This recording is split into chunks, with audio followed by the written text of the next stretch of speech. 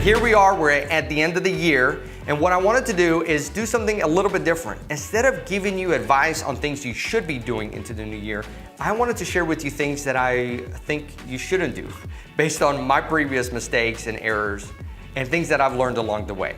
So what you'll find is there'll be two buckets of information. One is negative BS that I would think or believe or tell myself, and positive BS. And there's two bonus topics that'll be covered at the end. So let's get started. So here we are with the negative BS bucket. There's 6 of them. The first one is gonna be not committing. This is me sitting on the fence and wondering and pondering instead of just making a commitment and moving forward. The second one is the concept where the world's against me and that it's me against the world. That doesn't exist. The way business happens and the way things go on is that we have to cooperate with other people. And when we realize that, life gets so much easier. If it's always you against the rest of the world, maybe it's you. The third thing is believing I can't and really just buying into that nonsense where I can't. Now there's a difference here. There's some things I just can't do, right? There's some things that'll just never happen. I'm never gonna be an opera singer. But there's other things that are inside of the realm of what I can do, and I should be able to do them. So the third one is me believing that I can't.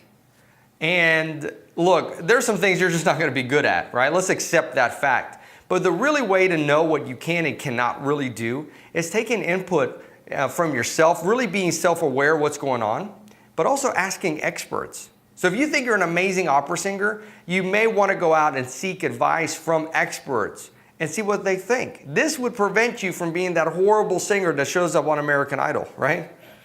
So the fourth one is believing life should be hard, that life is always a struggle.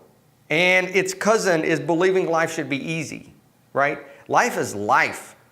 How I approach life, how I see it, that is what I can control. Hard or easy, it is whatever it is. It's just being alive and accepting that. The fifth one is I love to wait for the perfect opportunity, right?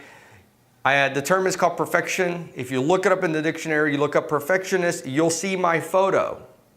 That doesn't work, and I work so hard to remove that out of my mind and not let myself get stopped by trying to be perfect all the time. And I realize now, it's not about quality. It's not about wanting to do a good job. It's me being scared, and it's me holding myself back, and I'll pin it on being a perfectionist. But if I'm really honest with myself, it's because I don't know what I'm doing, I'm scared, all those other things. 6. The 6th one of the negative BS bucket is I need this to be perfect. It's kind of a cousin of the last one, right?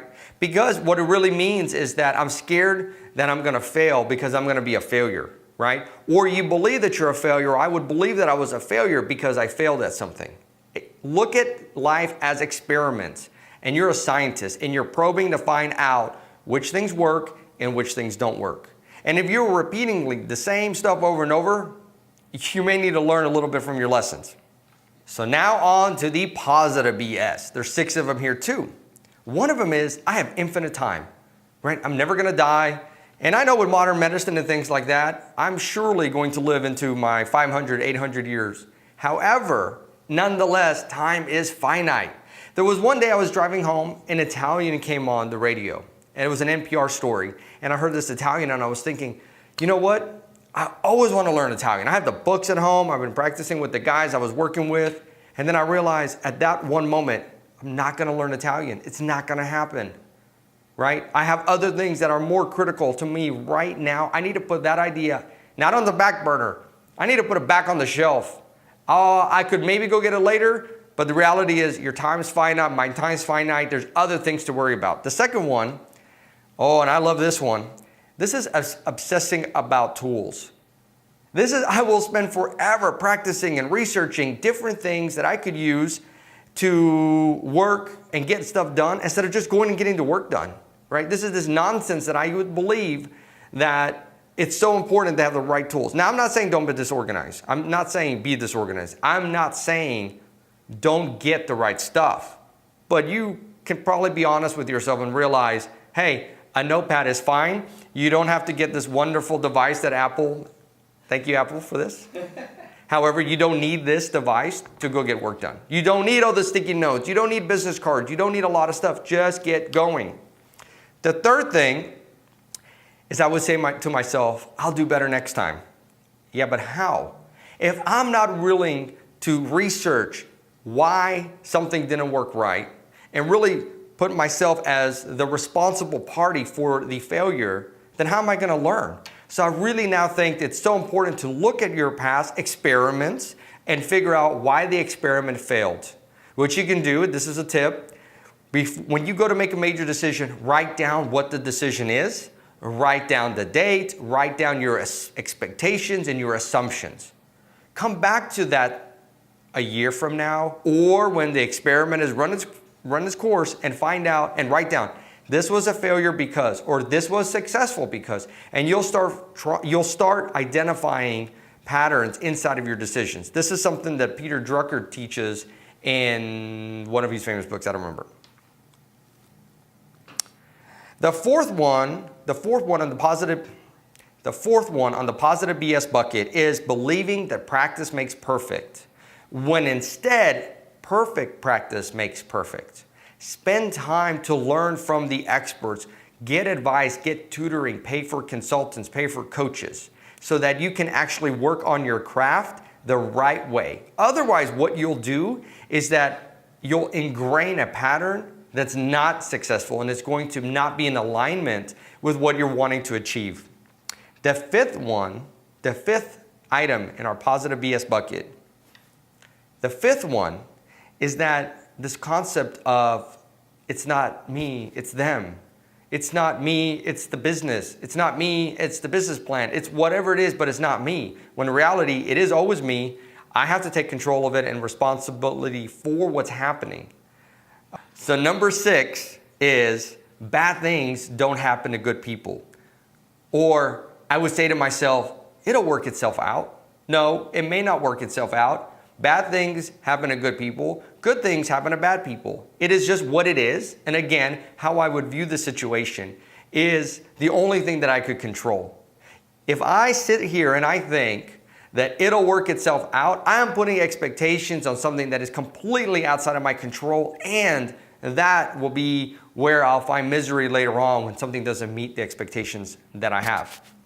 All right, so now that we covered those 2 buckets, now I'd like to talk to you about 2 concepts that you could take into the new year. One of them is knowing the difference between expert advice and proximity advice.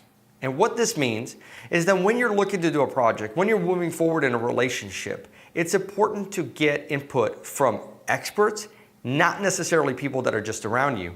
And things that you may hear, be careful. You got this.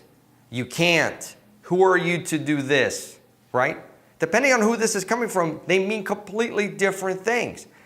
One of them, right here, you got this. I hear this BS all the time. This is people who have no idea what you're doing, no idea about the business plan, no idea of whatever your struggle is. They just want to be supportive because they love you. Well, who gives a shit? When you are in the fire, what you want is someone that can actually tell you, yes, go this way, or no, go that way. Not sitting on the outside going, hey, you got this? No, ridiculous. The other one is be careful. What is the purpose of taking advice from somebody who's saying, be careful, when they've never done what you are doing? They have no idea. They have no input at all. And so closing out, I'd like to give you one more bonus tip as you go into the new year. And this is something that I'm working on really hard right now, which is getting my browsing under control.